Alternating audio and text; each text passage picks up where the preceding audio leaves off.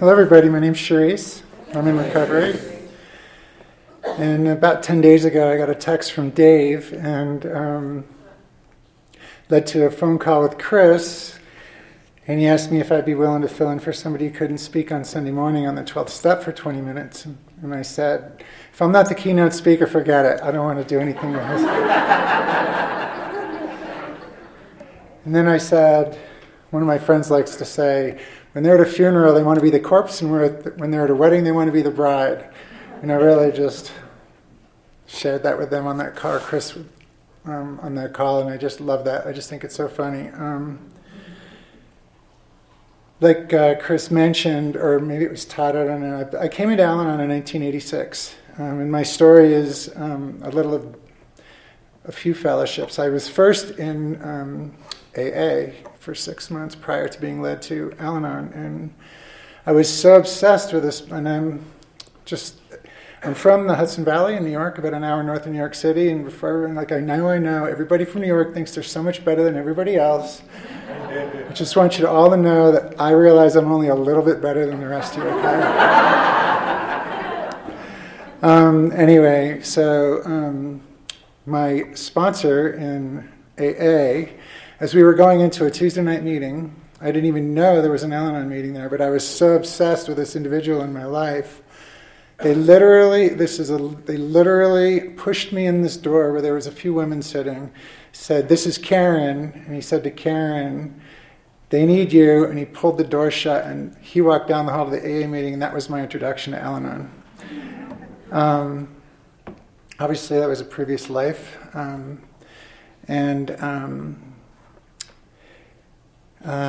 I'll share an experience that was really an early experience, one of my earlier memories in Al-Anon. I was probably in about maybe 6 weeks, maybe 2 months, and I was sharing, and this woman in the meeting interrupted me, like mid-sentence, and she said, "Excuse me, but we focus on ourselves in here."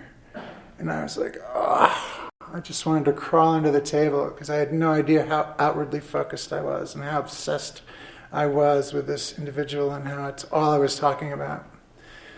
So that was a really early experience in Al-Anon that really kind of brought me up short and kind of showed me, like, you know what, you got a long way to go before you can get your focus where it needs to be. And for myself, Al-Anon was an invitation to, get focused on myself. And my story is going to cross just a little bit in the beginning, at least, because that's just the way it is. What I've got to share is my own experience, strength, and hope, and if I don't share me, we got nothing going on, so that's what you get. And for me, intimacy is about me being me and me allowing you to see me. I pretty much shoot from the hip, so one thing I'll just share, I know that Guy read the 12 Traditions, something that has served me a lot in my recovery. Anonymity is the spiritual foundation of all our traditions, ever reminding us to place principles above personalities. And that's super important, that I don't talk to people about other people I see in the rooms and break their anonymity. And I thought that's all it meant. But the fact of the matter is, for me, even more important is to listen to the message and not just scratch you off because you're the messenger and I think you're this or I think you're that or you're a jerk or whatever, is so that I can grow and hear and be a channel from whatever you've got to offer, and not put you in some category and just shut myself off, because I used to do that in my early recovery. So you may like me, you may hate me, you may think I'm crazy, whatever. It's totally fine. I'm not going to try to please you all. I can promise you that. I learned that in Al-Anon too, right? If I'm going to try to please you all, I got a real codependent problem happening. I came into Al-Anon in 1986 and was going to at least, I can't even count. I was just immersed in meetings, and I became a service junkie, actually. I'm just going to share because it's part of my story.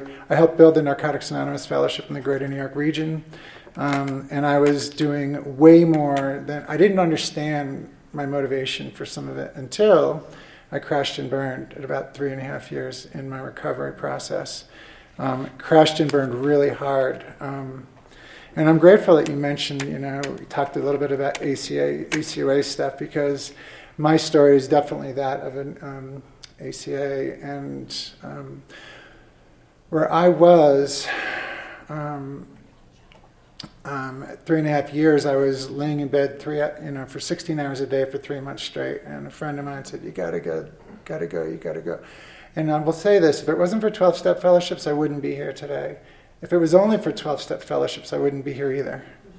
I know that for sure. And 12-step fellowships have taught me to trust myself. They've taught me to identify what I'm feeling, which to me, these steps are a pathway to myself.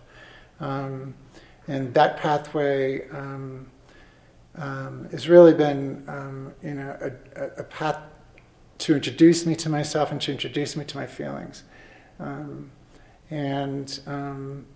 For me, I've got some notes here on each step, and I wasn't even sure I was going to make any notes because I've spoken before, and I don't normally make notes, but I felt like I would make a few notes for this, just because it's an hour and it's kind of a short. I didn't finish that little story, but after a few more days, when I was joking with Chris, he called me back and said, "Hey, we were joking about you being the keynote speaker, and Kimberly's dad just died. So are you willing and able to, fill in?" So that was about 5 days ago, I think, maybe 6 days ago. So I'm grateful that I was able to be here and that I'm able to share my experience with you guys. And maybe we can keep Kimberly and her family in our thoughts. I mean, that's obviously no fun. But back to the ACA stuff, I was led to do a bunch of childhood trauma work. And for the first 3.5 years of my recovery, I had no idea that I came from an alcoholic family. In spite of growing up with my father pouring alcohol down people's throats, essentially. He was a very functional alcoholic. My mother was a very, very sick, untreated Al-Anon who did not want to be rescued. And I'm going to talk a fair amount about that experience because that was my experience, and my real liberation came from processing a lot of that trauma and continues to this day. I'll just share on this note, I read the daily readers. We have 3 daily readers in Al-Anon. I read them every day, and one of them that really stands out for me is on the first step. It talks about, I used to do a lot of thinking about the first step. Now I do a lot of feeling about the first step. And that feeling can best be described in one word: grief. And on the outside, my family looked like the perfect family. My father was an executive at one of the biggest corporations in the world, and he worked in their headquarters, and my siblings were all honor students, and I didn't understand a lot about the roles that different people play, and this was, back in the 70s when I was in high school, late 70s. But I was led to believe through obviously positive intentions in the rooms that, all my parents did the best they could do with what they had to work with, so I forgave them. Well, I did that, and I played along with that and didn't know it wasn't working until I got liberated in a whole nother level. I had to get permission to get angry first. I had to be shown that there was a lot wrong with the system. And while it's talked about generations, I have a good friend in New York who likes to say, the fact of the matter is families have been abusing each other for centuries. This didn't just start 2 generations ago, and I'm trying to heal it in one lifetime, which is pretty damn formidable, right? So I need to be super gentle with myself. I need to be really, really gentle and realize that I see only a little way. And I think I know what's right for you, and the stronger my convictions, the more lost I am. And frequently, the stronger my convictions, the more fear I'm in. Because I want to find some false sense of security to hang on to. I want to put everything in its own category so I can feel some false sense of control in my life, which is a lot of BS, right? And I didn't know a lot of stuff. One of my teachers likes to say, I may as well start with I don't know, because that's where you're going to wind up anyway. I love that line, and one of the reasons I love it is because it's so true. In one of the daily readers, it says, all of my convictions all of my beliefs came about from a frame of reference, which is certain to change. Like 2 weeks from now, I'm probably going to have a very different opinion about certain things than I have today. Yet I will debate with you to the death over what I believe in this moment. I will you're wrong, and here's why, and blah, blah, blah, blah, right? That used to be much more so decades ago. But having the humility to be teachable, to recognize that I can see only a little way has been an enormous gift when I can align myself with that. Um, um, so let me see here. I'll say this. This is really funny. When I first came into Al-Anon, for me it's funny anyway. I mean, it was mostly women. This is like mid-'80s, and it was mostly women. There was maybe one man for every 15 women, and some of the people I knew in AA used to call those groups the Sweet Sisters of Revenge. I thought that was so funny. Obviously, I remembered it, it just struck a chord. I was like, and then, obviously I've gone through a pretty significant personal process in my own life, with my gender stuff, and had nothing but shame and guilt, and didn't understand. I'm just going to talk about it briefly, but didn't understand why I was in my mother's clothes. And then I came into recovery. Is this an addiction? Am I, some sex addict, or what the hell's going on? And I remember going into the lunch bunch down in Salt Lake on a Wednesday. I used to go to that meeting for probably 16 years, an Al-Anon meeting, and I walked in as Cherise. It was about 7 years ago, and you could cut the air with a knife, right? It's like, what the hell is going on? So the meeting got open, and I said, well, I may as well get this over with. And I said to the group, and I didn't know what I was going to say. It's just God just coming through me. But it flowed, and it was just something I smile about. But I was saying, when I first came into Al-Anon, it was all a bunch of women, and then over the years I've seen a lot more men come into the room, so I figured I had to shift the balance back a little bit.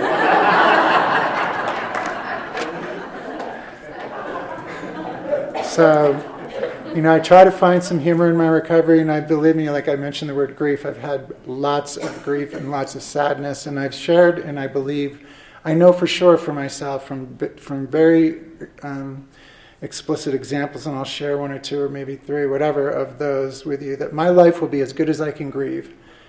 And nobody told me that. It's just something that I've come to realize and to see. And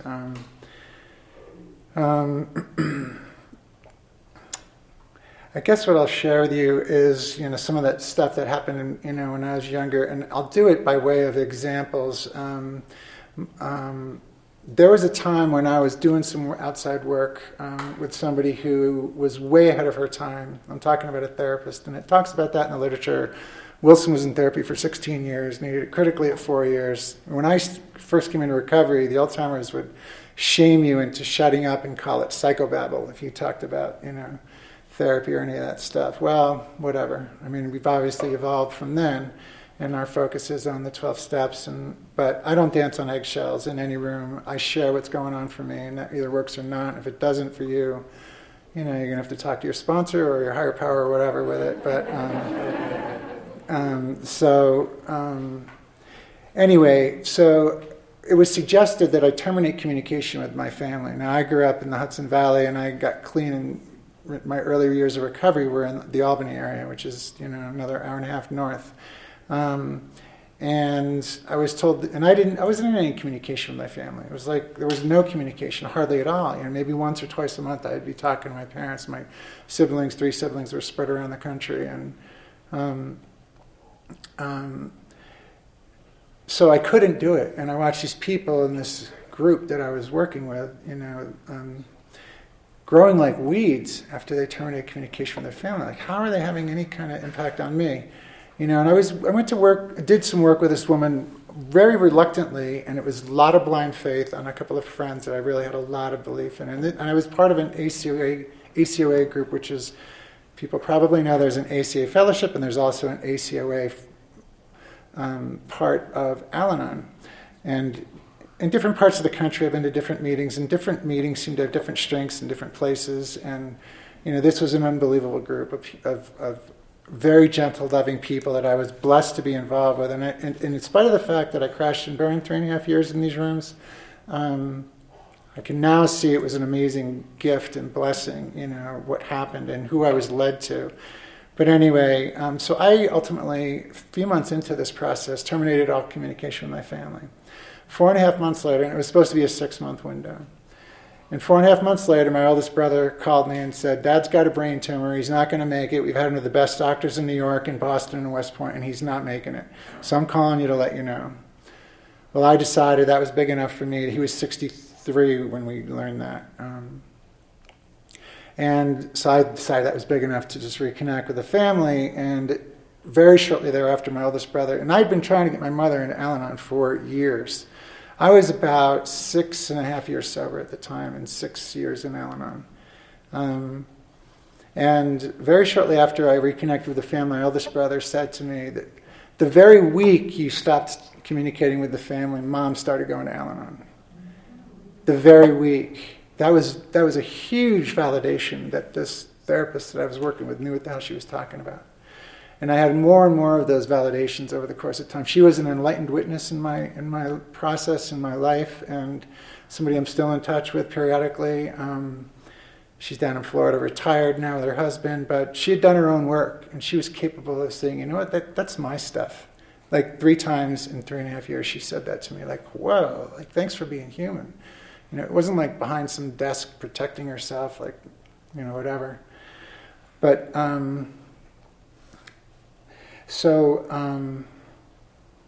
anyway, that was a huge deal. My father ultimately passed, and that was a really big deal. There was like 150 people at his funeral, and they recorded it, and I still haven't listened to that recording. But he died in August, early August, and 10 days later, I graduated from a community college. Let me just let you know, I came into these rooms with a high school equivalency diploma, homeless, sleeping under a bridge in LA. For 10 years of my life, between 14 and 24, I was in and out of jails and hospitals and Grateful Dead concerts. That was my life. And here's something that's really funny now, but it was the absolute worst thing that could have possibly happened in my entire life, and I couldn't think of anything worse happening. And frankly, I still think it's probably one of the worst things that could ever happen to somebody, but I'm obviously a huge deadhead. And Jerry Garcia band played in my hometown at this old bar. Used to be a vaudeville, theater. And all the big band, U2 played there before they played anywhere else in the country. It was like a test place before they played in New York. But anyway, but it was just a really special place. And I was in jail a mile away. 6 months earlier, I was 3,000 miles away in California to see him, and I couldn't go to the show. And I'm literally less than a mile from this fucking bar. Excuse me. I can tell how much I appreciate, I was like, it's over. Life is over. It was literally one of the worst nights of my life. And oh my God. Like I said, all I got to share is me, so, you get what you get. Al-Anon has taught me that, I need to resist the temptation to take the world personally. I look for places to find offense and take offense. I'm going to jump around a little bit, but it is a temptation of mine. I abandon myself all day, and I want to blame you for how I feel. I want to make it all your fault. The word qualifier, which is frequently used in Al-Anon, and the word codependent is also frequently used in Al-Anon, where they're not in any Al-Anon literature anywhere. But again, I don't dance on eggshells. I just qualify that because everybody likes to say, well, my qualifier this or my qualifier that. Today I know that I am my own qualifier. I know that I am the one who abandons me. I'm the only one who can betray me. I'm the only one who can be in my own corner, regardless of what you or anyone else in my life does. I deserve my own love and forgiveness. I have an obligation. I feel an obligation to myself. Part of my amends to myself and the universe. Part of my amends to my family is to have a successful life and try to be at peace and be a channel and be compassionate and loving to others, rather than this angry, raging teenager that they needed me to be. And I'll talk a little bit about that right now. So I learned, first, like I mentioned a few minutes ago, I didn't even know I came from an alcoholic family until I was in recovery for a few years and had somebody break down my denial. I was like, if you asked me about my family in the first few years, are you kidding? My dad's an executive at IBM. My mother has all these friends. My siblings are honor students. I am the fuck up. And don't you ever forget it. I would get in your face over it. That's how intense my denial needed to be to protect myself from the trauma that was underneath, if it was anything different than that. I learned that I developed the roles that I played in order to avoid feeling the trauma that was underneath if I hadn't played the role in the first place. And so ultimately, I would be going to my mother and saying, "This isn't what I meant. I didn't, and I can remember it like it was yesterday. Like I could be this high looking up at her. This isn't what I meant." Blah, blah, blah, blah. I'll give a good example. About 4 months after my dad passed, I was coming home from my first semester at school in Boston, and my mother liked us to go to church if we were in town. So I went. My mother's on my right, my younger brother's on my left. I'm in the center, and they're passing around the plate, and I never went to church. But 2 years earlier, they gave me a $700 scholarship because my father told them to, essentially. And whatever. And I pulled out a $20 bill because I just got a grant, and I wanted to give something back. And I had, earned a full scholarship, $26,400 a year, and that was, in 1992. So I felt really grateful, and that was because I did really well at the community college, whatever. So I pulled out this $20 bill, and my mother puts her hand on my arm and says, "You don't have to do that. Dad's given enough money to the church." And I wanted to just beat her with a bat. I'm like, "What are you talking? Just get, I'm like 30 years old. Give me a fucking break, right?" A minute later, my younger brother leans over and says, "Why do you got to yell at Mom in church?" So on my way, I had made an appointment. Exactly. So I'm feeling like really conflicted, did not understand what was going on. But I had made an appointment with this therapist on my way back to Boston a couple of days later. I had made an appointment in Albany with this person I'd done all that work with. And I said, "And da-da-da-da-da-da." She said, "That was your mother punching you in your nose, handing you her rage, and she's been doing it your entire life." There's no way I was going to learn that by working these steps or with any sponsor. And it fit. And she knew me exceptionally well. And there's other things that happened that I just brushed off. And I said, "Oh, I just drank because I was a real alcoholic." Well, I never, ever, ever, never, ever, even before I did this work with outside, found myself in chapter 3. I don't know what it's like to be a real alcoholic. I tried to force myself into all these sentences. Today, I can trust myself enough to know where I fit and where I don't. And for some people, that might be exactly what they are, real alcoholics. It just isn't my story. It's not what I can identify with. And thank God I've learned to trust myself, because for me, the real liberation comes from identifying my feelings, learning how to feel those feelings, being willing and able to shake in my boots, feel my fears, as opposed to acting out to try to avoid feeling them, right? And then therein lies my truth. But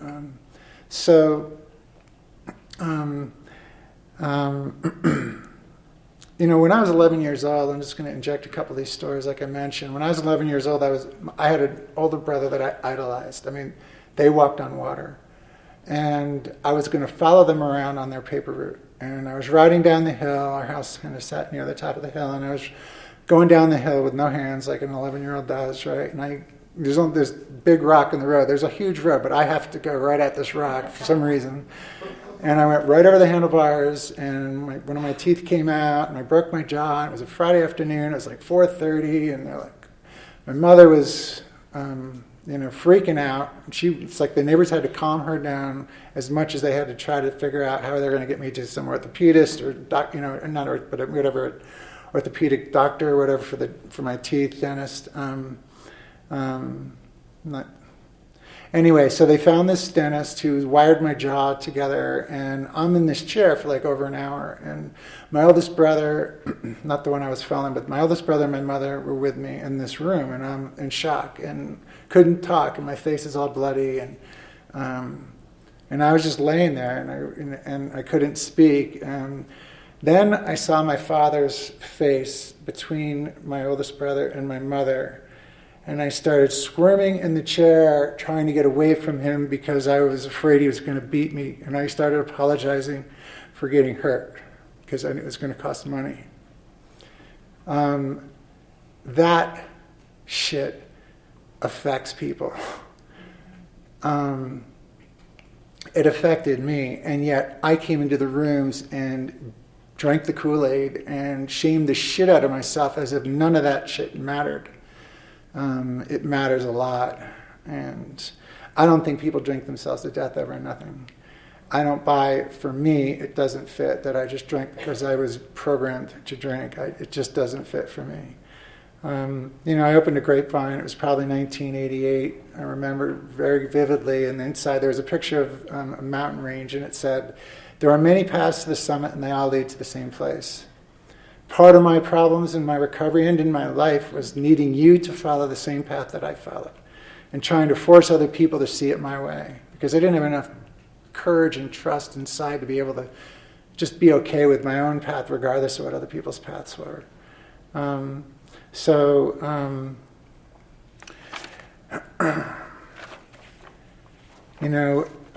come back to some of the things that I've learned in Al-Anon. Al-Anon only works just for today, right? Like AA is, one day at a time. I mean, I need to be willing to be here now, to be in today, October 4th. If I go into next week, I'm going to be in fear. It's that simple. And no matter what's going on, I don't just, and Chuck Chamberlain's famous for this, but, I just don't, believe in miracles. I depend on them. I mean, and, it's been really a true thing in my recovery that, I just depend on miracles. I used to think I could know what you needed, and I know what's going on for you. And the truth is, I cannot know anything for another. I cannot know anything for another. As much as I think I know you, I really don't at all. Even my best friends. I know everybody comes from their own ingredients. I know I grew up under the same roof as 3 siblings, and I also know we all grew up in completely different universes.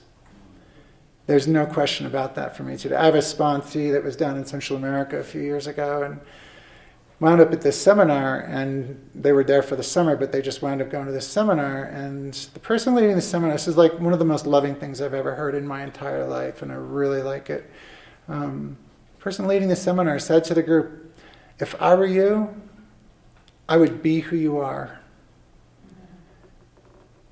I would have said everything you ever said, I would have done everything you ever did, and I would be exactly who you are." I mean, not if I were you, I would do this, this, and this. Not if I were you, I would have done that, that, and that. I have no idea what I would have done. The ingredients that make me up are very different, I'm quite certain, than everybody else in this room. And I would be willing to bet that that's true for everybody in this room. I mean, that's just my perspective today. And I need to work really hard sometimes to recognize that if I was that person, and it helps me in my life to not carry around the weight of other people's stuff. I mean, it's like I see someone cut me off, or feeling like I'm being cut off. I'm taking the offense, right? They're not giving it. They're not offering it. I'm never going to see them again. But if I'm taking that offense, it's on me, right? I mean, Al-Anon has been very liberating in many, many ways. It's been an invitation for me to, to meet myself where I am. It's about self-care. Some of my friends, I have some amazing friends, and hopefully all of us do, but, one of my friends likes to say, embryonic steps are quantum leaps when measured objectively. If I could really have seen everything that was going on inside of me when I came into these rooms, first of all, I never would have stayed probably, but which is why that denial comes in handy, right? It's like, damn, thank God for denial, And it was funny because I remember just last week I was at a meeting and I was like, I'm always in denial. I am always in denial. Next week or next month, I'm going to see something that I've been in denial about right now. And part of the reason I say that is I've traveled light years myself personally, thanks to you and plenty of people like you, and amazing enlightened witnesses that have been channels for me. My first sponsor just celebrated 41 years, and I'm going to jump around just a little bit because I want to cover some things here, but I'm going to talk about the steps and some of the things that I got from specific steps, doing step. I mean, I've been through the steps 10 times diligently, and I've also taken people through the steps. And I've had some sponsees put bullets in their head up on the hill, and I've had other sponsees that have, that have 12-step that have, they recently just celebrated 33 years, and they think, and I'm not responsible for either of those. All I was doing was just trying to share what was given to me. And, I can't control anything else. And whatever centuries of abuse that one sponsee's family instilled in that person that took their own life up the hill, is not something I could control. Can't cure it, and I didn't cause it. Anyway, so I guess I want to share another little story, not a little story, but a significant thing that happened recently. Well, two stories. One is about 8 years ago, the sibling that I thought walked on water. This person was the biggest drug dealer in high school and also president of the National Honor Society at the same time. I couldn't do both. And I didn't know this, but I knew they were smoking cocaine for a while in college, and and this person could sell ice to the Eskimos, extremely intelligent, good looking, just everybody loved him. And about 8 years ago, I got a phone call from my oldest brother saying, Mark's in the hospital, he's got 3 holes in his lungs, and he's in intensive care, and Mom and I are flying out, tomorrow morning, just to let you know. So he was coming from Florida, my mother was coming from New York. They go out there, and so I'm immediately, I'm decades in recovery, right? And so I'm immediately talking to, some of you may know Russ here, and he connected me to what I believe is one of the better intervention specialists in the country. She was out of Chicago, and so I'm talking to, I've got a group of us, and we're all having these conference calls with his college buddies, his high school friends. I knew all of these guys. And then my other siblings and my mother. And so we're going to try to figure out how we're going to do this intervention. Like, what are we going to do? He's going to figure it out, We'll fly him to wherever and tell him there's a concert and we'll all jump him in a hotel room or something, right? I mean, we were really struggling because we knew he was going to figure something out. And so his best friend from college called me and said, listen, we got to narrow this circle because I'm worried Tom or Kevin are going to tell your brother. And I'm like, well, screw that. That's not happening. So his best buddy from college, 2 high school friends, and my siblings and my mother were on these conference calls then. And we had, every other day we're trying to orchestrate this with people from all over the country, trying to figure out how we're going to make this happen. Well, I'll give you one guess who tells my brother that we're trying to plan this intervention. My mother. She's, like I said, a very sick, untreated Al-Anon who needed us in crisis or dead. I was the scapegoat in my family. I was the pressure relief valve. I was talking about how telling my mother, this isn't how I felt, this isn't what I meant, blah, blah, blah, blah, as a little kid. And she was like orchestrating. She didn't have any skills, no tools to take care of herself at all. And so ultimately when my dad, I'm going to come back to the intervention in a moment, but I just want to insert this piece. When I couldn't handle watching my mother being abused by my father, so, I would start a problem over here on the other side of the room, and it diverted my father's attention and rage. And so ultimately my mother would literally started when I was a little kid, because she had no skills to take care of herself, started setting me up to be beaten by my father and used me as a shield to protect herself. And my siblings lined up right behind her. That was my youth. To me, it was evil. I've been abused in every way you can be abused. I was beaten out of my body. Teachers, neighbors, doctors, judges, lawyers, everybody, what's wrong with that angry kid? Back in the 70s, they weren't doing a lot of, family dynamic stuff. It was really early in that, it was always about drugging up the kids. That was the easiest solution. Hence me being in and out of jails and hospitals, and I just, everybody. And I actually, when I moved here, I tried to rebuild my support system, because I moved here 25 years ago from Boston after I finished school. 24 years ago. But I'll tell you a funny thing. In the middle of all this heavy shit, I'm like, Pete, if I go to school, I was 28, if I go to school now, I'm going to be 32 when I graduate. And he looked at me and he said, you're going to be 32 whether you go to school or not. So I thought that was pretty funny. And it was like the thing that pushed me over the edge. All right, I'll go, I'll just surrender. And I worked full time. I went to school full time for the first 2 years. And the second 2 years I didn't. I just was in school full time. But anyway, so back to this, dynamic in my family. I mean, my mother, and I'm going to come back to the intervention in a second, but I just want to finish this dynamic out through to where we're at now. 3.5 years ago, my best friend's wife called me. It was a Monday morning, and said, "Your mother died Friday." And I didn't even know she was sick, and I didn't know she died. She didn't, she said, "How are you? Are you okay?" And I knew something was up for Lily to call me on Monday morning. I'm like, something's happening. Because she, grew up in the same town. My best friend and his wife, we were like high school, we were in grade school, like him and I were like playpen together. I mean, we were like this. We got wrecked together, we got arrested together, went to jail together. He wound up getting clean for a year, then I came in, then he went back out, and then he came back in, and he's been clean ever since. But it was just, anyway, very tight is the main point of that. And she called me and just said, and when that happened, when I got that phone call, it was bittersweet, because most of my life, including my recovery, I was of the opinion, well, it's my family, they're always there for me. No, Cherise, no. It's always been a dry well. And I've been in denial because it was too painful to believe that I was used as this tool. It's the family system. You guys have probably seen maybe if you haven't, I'll try and describe it. The kids' mobiles, like on hangers and strings and different things, and they're all balanced. And if one of them shifts, the whole thing collapses. Well, that's what happened when I terminated communication with my family. I shifted. I stepped out of it, and my mother collapsed and started going to a few Al-Anon meetings. By the way, she didn't continue. She said, "Oh, those people are way sicker than I am." Yeah, right, Mom. So, whatever. I can't, force anyone to do anything, but.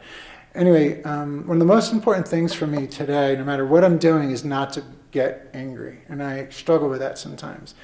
Be honest, I walk into an Al-Anon meeting and I'm walking into a room filled with my mother in many ways. And I don't say that in a negative way, but I am really tested. Because frankly, one of my beliefs is, and I'm going to come back to that intervention in just a second, but one of my beliefs is, and this came from one of my teachers, and they didn't say it exactly like this, but one of my teachers says, hope exists next week or next month. It's not present right now. Everything's hopeless. And not in a negative way, but in the context of, I need to be right here, right now. And if I believe next week or next month's going to be better, I can avoid feeling the trauma that I'm in right now. And hence, I'm of the belief that we're sharing our experience, strength, and denial in these rooms. And I needed it. I personally believe I've been through an evolution of consciousness. I know a lot more now, much more awake than I've ever been in my life. I wish, I didn't need to do all this extra work, but I'm a fighter, I'm persistent as it can be, and that's something I'd offer out as, I've always had this, in spite of the dysfunctional dynamic that I came from, I've had this, one of the gifts from that role that I had was, I'm going to prove them wrong someday, some way. I'm going to transcend all this stuff. And it's one of the things that has driven me not to hang myself or to kill myself, with some of the dark depressions that I've been through. And so back to this intervention. I wanted to get on a plane and beat my mother with a bat, right? I mean, here she is needing my brother, dad are in a crisis, and I'm trying to save his life. Like, are you kidding me? Are you kidding me? And I didn't handle it as well as I would have liked. I did get into it with my oldest brother because he was starting to defend her. One of the things he said to me, he said, we were on a phone call, just him and I, and he goes, "You can't say that to Mom." I don't even remember specifically what it was, because if you say that, she will feel blank. And I exploded. I just screamed at the top of my lungs, and I remember it, and I feel some shame about it and some guilt, I just screamed, F you, as loud as I could. I could barely talk afterward. It was so passionate. It was like, I am done dancing on eggshells for this woman, which I did my entire life. I was whipped with belt buckles to play the piano. I mean, I was going to fit into this model that this family was, and that wasn't something I wanted to do. It wasn't who I was, and I'll also share. So anyway, that blew up and I created more wreckage, right? That's my side of the street. When I get angry, it's something that therapist said. When you get angry, they can point the finger at you. And that's what they want. They want to be able to say, you're the problem. And so I was constantly being set up to be angry and irritated. And it is accepting responsibility to acknowledge that truth. I'd much rather deny it. It's easier to deny it, because then I don't have to feel the reality of the betrayal and the abandonment and what's really true. I'd much prefer to say, oh, I was the problem. But the fact is, I was a symptom of the problem.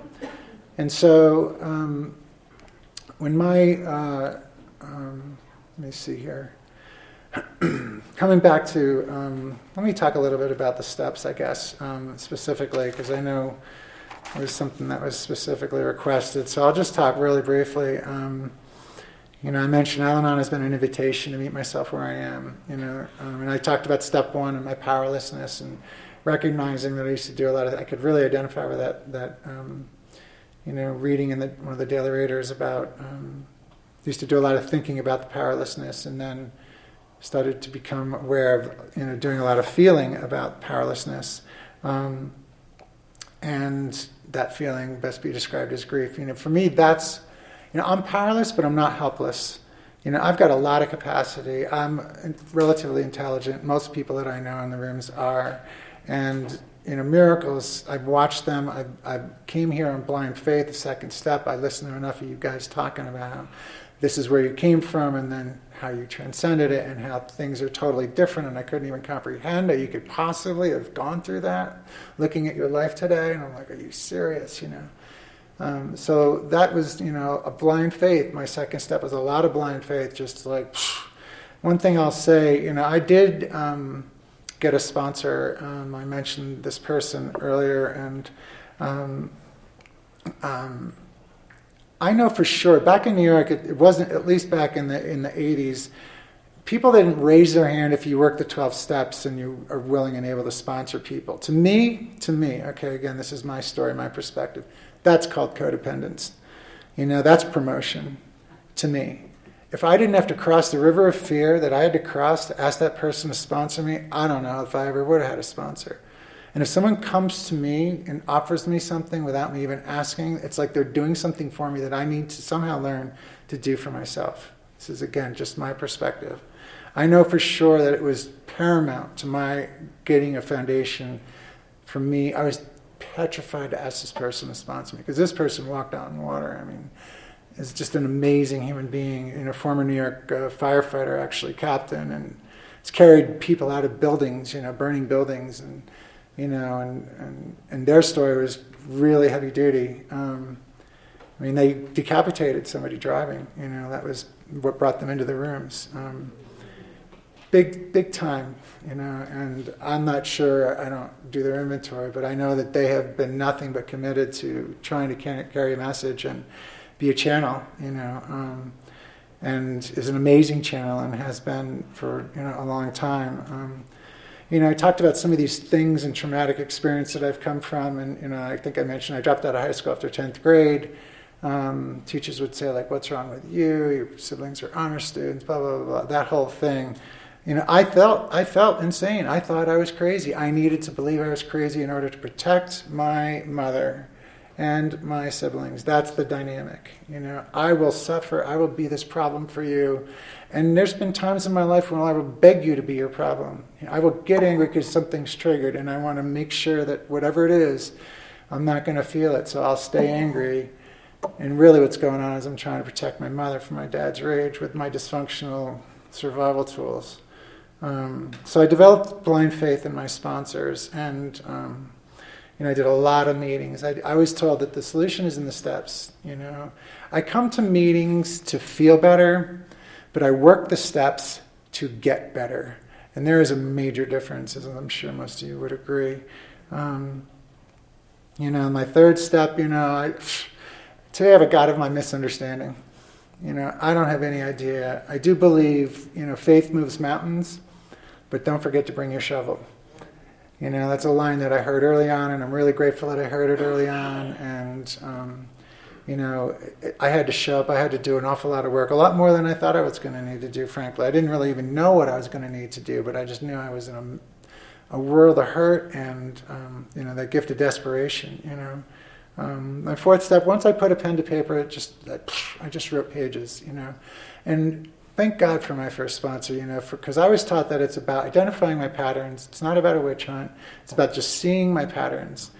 And the fifth step, and this is sort of a conglomerate of my experiences working through the steps in different capacities in different ways, is there's many different ways of working the steps as there are people, right? And I believe, like I said, there are many paths to the summit, and they all lead to the same place. Good on you if it's serving you, and it's who am I to judge if it's right or wrong. There's plenty of people. I know there's people in California now that are like going through the big book, line, sentence by sentence. Oh my God, I can't even comprehend. Are you kidding me? Are you kidding me? I have to identify with every syllable in this sentence, and then we'll move on to the next one tomorrow? Are you kidding me? To me, that's a little bit obsessive, a little bit too much for me. I forget what those groups are called, but I mean, whatever. And if it works for them, if they're staying sober and it's, doing something for them, good for them. It's just, I know, not for me, which is, But I don't think I've ever met anybody that's done a fearless moral inventory. I mean, is that even possible? I mean, it's like more of the unrealistic expectations I came from. Wilson said over and over, more and more will be revealed. We realize we know only a little. More will constantly be disclosed to you and to us, right? And I firmly believe that I'm standing on Bill Wilson's shoulders. And one thing I will say this with regards to my mother, her and I obviously had a very difficult relationship. I remember one time saying to her, what the hell do you want, my blood? Literally, so by the way, with regards to her passing, I didn't even know if I was going to go to the funeral, but one of my teachers that I described said, no, she brought you into this world with love. You're going to see her out in love. And so I decided, okay, I'll fly to New York. I went to the funeral, and my siblings didn't even speak to me. It was the first time I flew to anywhere as Cherise. This is somewhat relatively new, 5-6 years. I just changed my name legally in 2016. She passed on April 15th, tax day, coincidentally. She was a big tax on me, but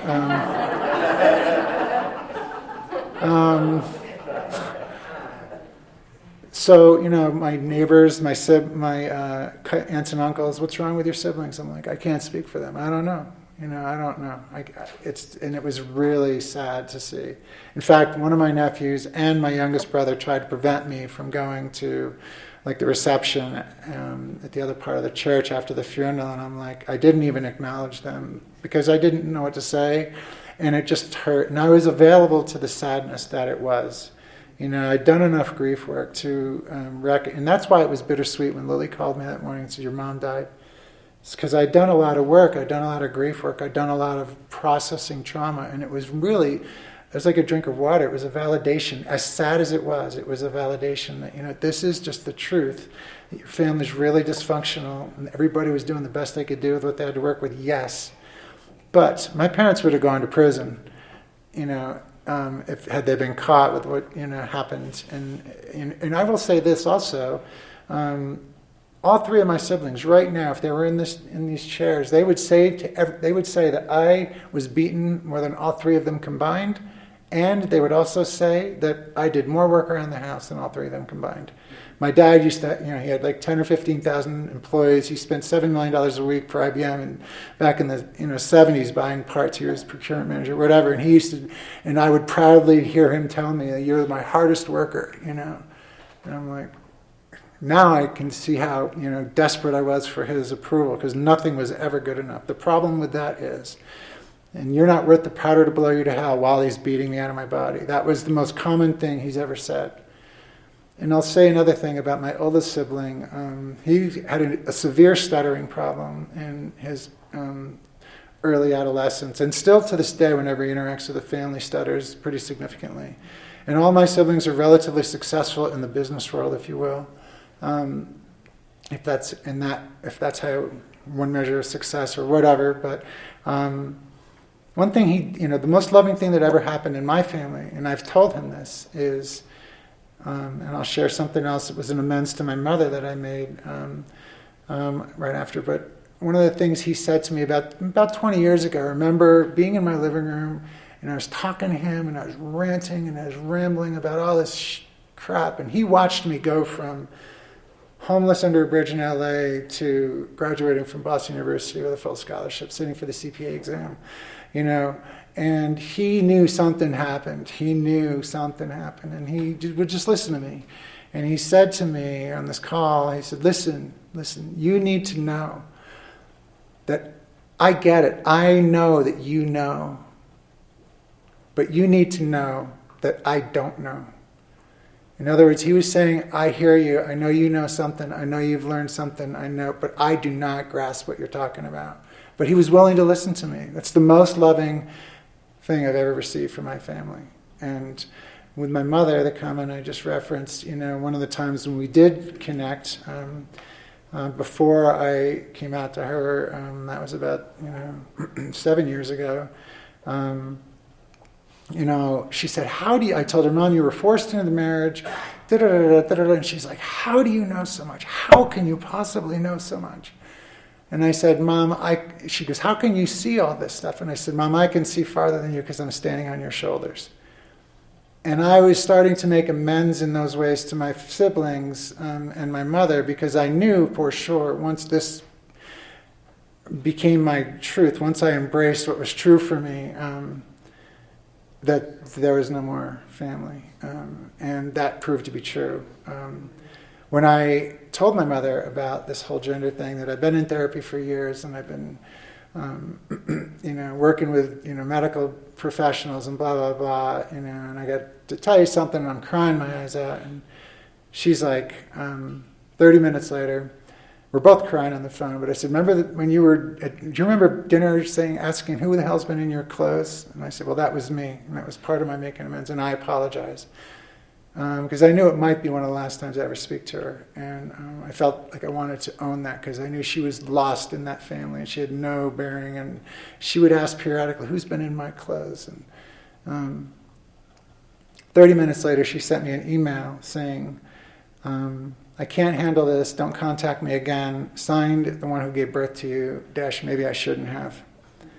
It's the woman I grew up and gave my blood for, almost died for many times, was homeless essentially for.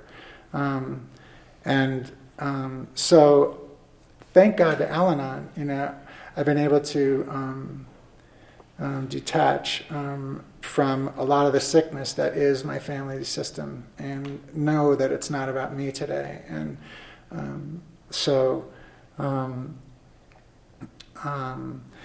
I'm going to jump back to these steps and start wrapping up here. But, so for me, the fifth step, admitted to God, to myself, and other human being, exact nature of my wrongs. The exact nature of my wrongs are my emotions.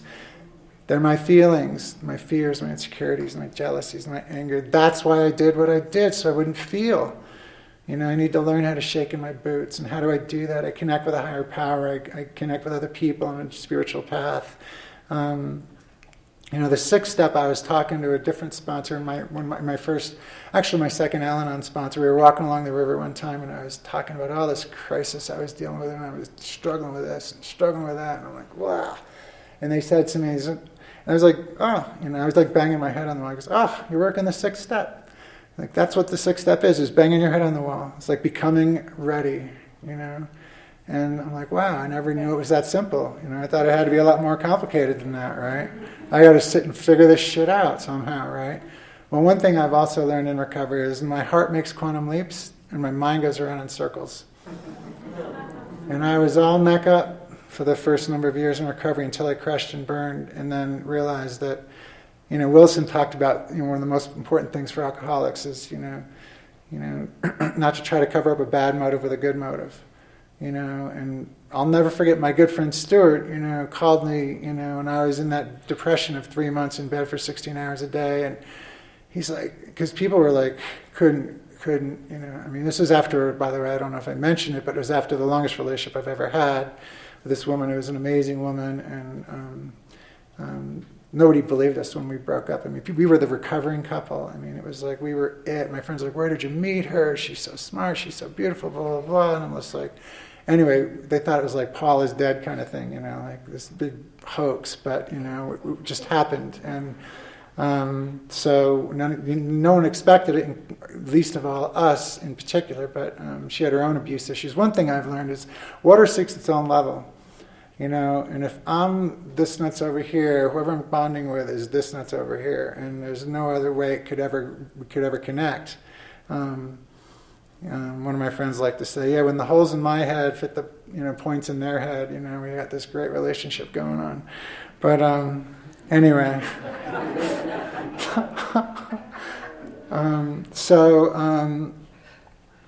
let's see here. 6 step, 7 step. For me, humility is an invitation to let go of the drama.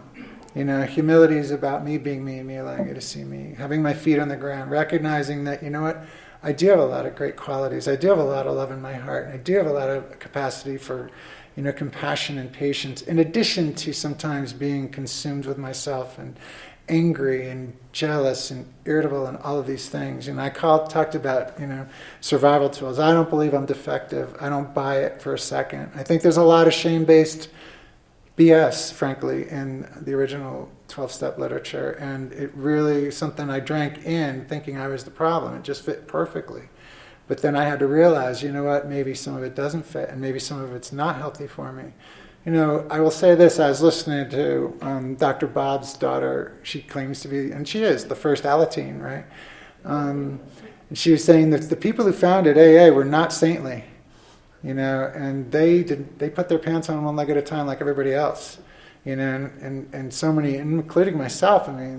These guys must be like, written in stone. It's like there's nothing that's more holy than whatever. But my 8th step,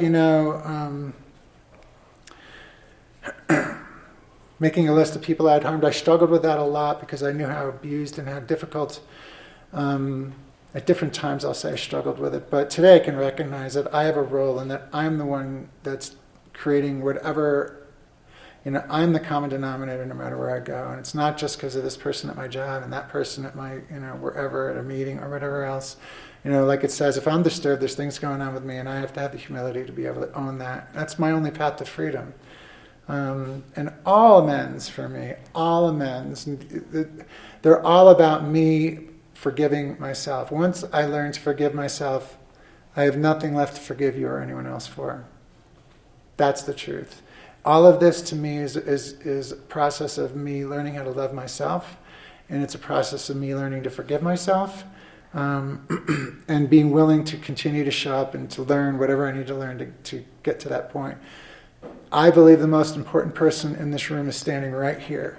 And I believe the most important person in this room is sitting in all of your seats individually. And if I'm not for me, there's a quote many of you may have heard, but if I'm not for myself, who will be for me? If I'm only for myself, who am I? If not now, when? If I don't take care of me, are you going to do it? I don't think so, right? Can you do it? No. Only I can be in my own corner like no one else. And this process of learning to love myself, this process of learning to forgive myself, I was shamed into thinking that the newcomer is the most important person and everybody's got to focus on them. Well, I did that in my codependence. Boy, just give me that opportunity and I'll be outwardly focused because I can't stand being here with me. Doesn't mean the service work, I was talking about motives a moment ago, I believe all motives are mixed. For me, all of my motives are mixed.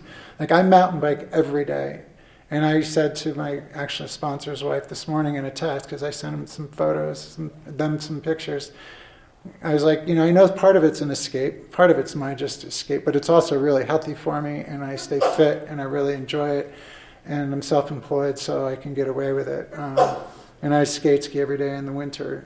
It's like for me, I believe if the Big Book was written today, there'd be a whole lot more focus on taking care of ourselves physically, rather than telling us to eat sugar and donuts and drink gallons of coffee and smoke cartons of cigarettes. That's just, it's just part of the evolution of the consciousness, I think. That's happening as a planet or as people. But anyway, what do I know? So I changed my behavior to liberate myself from within.